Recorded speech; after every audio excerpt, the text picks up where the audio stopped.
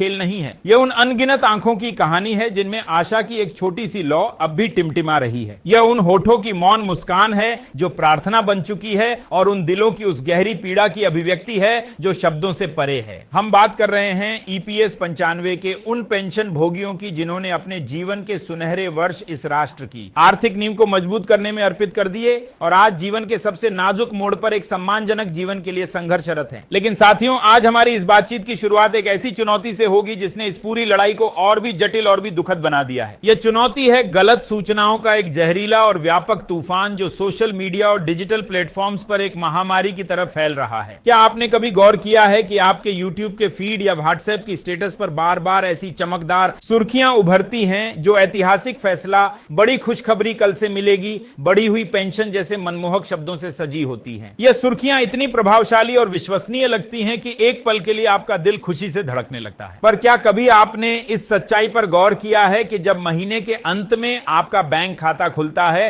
तो वहां वही पुरानी नाकाफी रकम ही क्यों दिखाई देती है? यही वह कठोर सवाल है जिससे हम में से ज्यादातर आंखें चुराने की कोशिश करते हैं। दोस्तों, यह कोई आकस्मिक या अनियोजित घटना नहीं है। यह एक सोची समझी रणनीति का हिस्सा लगती है। कुछ लोग, कुछ चैनल सिर्फ और सिर्फ व्यूज बढ़ाने, विज्ञापनों से कमाई करने और अपनी लोकप्रियता चमकाने के लिए आपकी भावनाओं के साथ खिलवाड़ कर रहे हैं। वे जानते हैं कि आप क्या सुनना चाहते हैं और बार बार वही भ्रम पैदा करके वे आपको एक काल्पनिक दुनिया में जीने पर मजबूर कर देते हैं। सबसे दुखद और चिंताजनक पहलू यह है कि अब इसमें कृत्रिम बुद्धिमत्ता यानी आर्टिफिशियल इंटेलिजेंस का भी इस्तेमाल होने लगा है। इसका मतलब यह है कि अब ऐसे वीडियो बनाए जा रहे हैं जिनमें एक कंप्यूटर प्रोग्राम किसी इंसान की आवाज और चेहरे की नकल करके आपको गुमराह कर रहा है। एक पल के लिए सोचिए, जिन संवेदनाओं और संघर्षों को आप जी रहे हैं उनकी नकल करके एक मशीन आपको झूठी उम्मीदें दे रही है। क्या यह आपके उस अथक संघर्ष का अपमान नहीं है? हमारे राष्ट्रीय नेतृत्व, खासतौर पर माननीय कमांडर अशोक रावत जी लगातार हर मंच से, हर बैठक में आप सभी को इन भ्रामक खबरों से सतर्क रहने की चेतावनी देते आए हैं। वे साफ कहते हैं कि आपकी असली जीत किसी यूट्यूब वीडियो के थंबनेल पर नहीं बल्कि दिल्ली के जंतर मंतर जैसे मैदानों पर, सड़कों पर और सरकार से सीधे संवाद में लिखी जाएगी। लेकिन एक गंभीर सवाल यह उठता है कि क्या हम वास्तव में उनकी इस बात को गंभीरता से ले रहे हैं? क्या हम उन चैनलों को सब्सक्राइब करना और उनके वीडियो देखना बंद कर रहे हैं जो सिर्फ आपका भावनात्मक शोषण करने का काम कर रहे हैं? अगर नहीं तो फिर यह एक बड़ी विडंबना है, क्योंकि जब तक हम ऐसी झूठी सामग्री को देखते और बढ़ावा देते रहेंगे तब तक यह बाजार का एक नियम बनी रहेगी। आप जो चाहेंगे आपको वही दिखाया जाएगा, चाहे वह पूरी तरह से काल्पनिक ही क्यों ना हो। आज हम उस हकीकत पर नजर डालेंगे जो बेहद कठोर है, लेकिन जिसमें एक अदम्य साहस और अटूट जुनून की ऊर्जा भरी हुई है। आज हम उन असली खबरों और घटनाक्रमों पर बात करेंगे जो आपके संघर्ष की दिशा और दशा तय करने वाले हैं। और इन असली खबरों की शुरुआत होती है देश के पश्चिमी छोर गुजरात राज्य से। गुजरात की वह धरती जो अपने उद्यमशीलता और सामाजिक जागरूकता के लिए मशहूर है, एक बार फिर ईपीएस 95 पेंशन भोगियों के अधिकारों की इस लड़ाई में अगुवा की भूमिका निभाती नजर आ रही है। हमारे पास अत्यंत विश्वसनीय स्रोतों से प्राप्त जानकारी है कि गुजरात डेयरी विकास निगम ने एक बेहद अहम और ऐतिहासिक आह्वान जारी किया है। यह आह्वान दिल्ली के जंतर मंतर पर आयोजित होने वाले राष्ट्रीय संघर्ष समिति यानी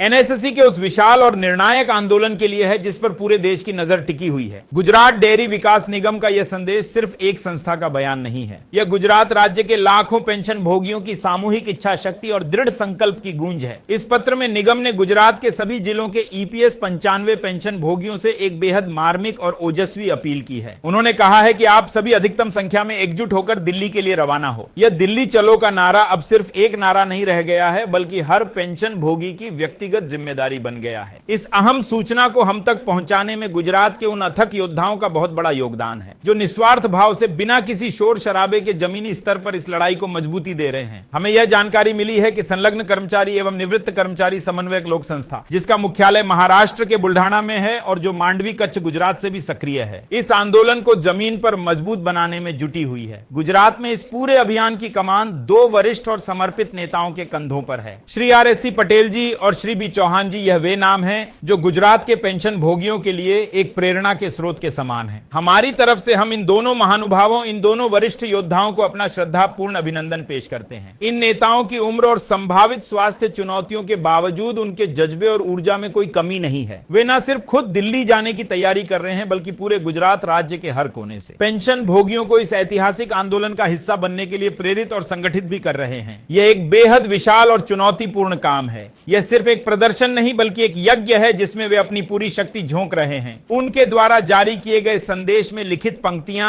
इस संघर्ष की गंभीरता को पूरी तरह से व्यक्त करती हैं। उन्होंने लिखा है, नरम निवेदन, सह प्रयास, श्रद्धा, विश्वास, संपर्क, संकल्प, सहकार, सहयोग और समर्थन से चल रहा है। पेंशन का यह शुभ कार्य, सबका साथ, सबका काम, हम सबका हक, पेंशन के न्याय के लिए यह आखिरी मौका है। इस वाक्यांश आखिरी मौका पर खास तौर पर ध्यान देने की जरूरत है। यह शब्द इस बात के सूचक हैं कि यह आंदोलन अपने निर्णायक मोड़ पर पहुंच चुका है और इसमें देरी की कोई गुंजाइश बाकी नहीं है। उन्होंने आगे लिखा है, तो हम सब संगठित बनकर आदरणीय माननीय राष्ट्रीय अध्यक्ष श्री कमांडर अशोक रावत सर की तरफ से जो संदेश मिला है वह दिल्ली के जंतर मंतर मैदान पर गुजरात राज्य के सभी जिलों के तमाम डिपार्टमेंट के नेतागण, सदस्य गण और पेंशनर्स भाइयों और बहनों, आप सब लाखों की संख्या में चलें। दिल्ली जाना बहुत बहुत जरूरी है। तो चलिए हम सब मिलकर दिल्ली जाने की तैयारी का आयोजन करें। यह पत्र सिर्फ एक सूचना नहीं बल्कि कर्तव्य का आह्वान है। एक ऐसा आह्वान जो उस हर पेंशन भोगी के दिल में गूंजना चाहिए जो अभी भी अपने घर की चार दीवारी में सिमटकर किसी चमत्कार का इंतजार कर रहा है। गुजरात के तमाम जिलों से जुड़े पेंशन भोगी अब एक दूसरे को प्रोत्साहित करते हुए, संसाधन जुटाते हुए और यह सुनिश्चित करते हुए देखे जा सकते हैं कि दिल्ली के जंतर मंतर पर गुजरात की मौजूदगी सबसे मजबूत और सबसे सुसंगठित हो। यही वह जमीनी हकीकत है जिस पर हमें गर्व होना चाहिए और जिसमें हमें अग्रणी भूमिका निभानी चाहिए। लेकिन साथियों, यह संघर्ष का सिर्फ एक पहलू है। जहां एक तरफ गुजरात दिल्ली की तैयारी में जुटा है, वहीं दूसरी तरफ महाराष्ट्र का बुल्ढाना शहर सालों से चली आ रही एक अथक तपस्या का गवाह बना हुआ है। यहां पर ईपीएस 95 पेंशन भोगियों का जो श्रृंखलाबद्ध अनशन यानी चेन हंगर स्ट्राइक चल रही है, उसने हाल ही में एक और ऐतिहासिक उपलब्धि हासिल की है। बुल्ढाना स्थित एनआईसी मुख्यालय के सामने जिलाधिकारी कार्यालय के सामने चल रहे इस अनशन ने अपना 6ठा साल पूरा कर लिया और 7वें साल में दाखिल हो गया। जी हां, आपने बिल्कुल सही सुना। लगातार 6 साल तक बिना किसी रुकावट के यह अनशन जारी है और यह सिलसिला अब 7वें साल में पहुंच चुका है। अगर कुल दिनों की गिनती की जाए तो यह अनशन का 2570वां दिन था। एक पल के लिए गंभीरता से सोचिए, 2570वां दिन यह कोई सामान्य आंकड़ा नहीं है। यह त्याग, समर्पण, धैर्य और अटूट विश्वास का एक जीता जागता प्रतीक है। यह वह संघर्ष है जिसमें सूरज की तेज गर्मी हो या बारिश की फुहार, कोहरे की कड़ाके की ठंड हो या कोई त्योहार का दिन, यह लौ कभी मंद नहीं पड़ी। यही वह हकीकत है जिसे ऐतिहासिक फैसले का डंका पीटने वाले चैनल कभी दिखाएंगे ही नहीं, क्योंकि इसमें सनसनी नहीं बल्कि एक मौन लेकिन अदम्य संकल्प भरा हुआ है। इस ऐतिहासिक दिन राष्ट्रीय संघर्ष समिति लातूर के एक प्रमुख नेता श्री इजाजुर रहमान जी, जो खासतौर पर छत्तीसगढ़ से इस अनशन में शामिल होने पहुंचे थे, ने इसकी कमान संभाली। उनके साथ श्री पी.डब्ल्यू. सगाले जी और श्री आर.वी. सरगे जी ने भी श्रृंखलाबद्ध अनशन में अपनी सक्रिय भागीदारी निभाई।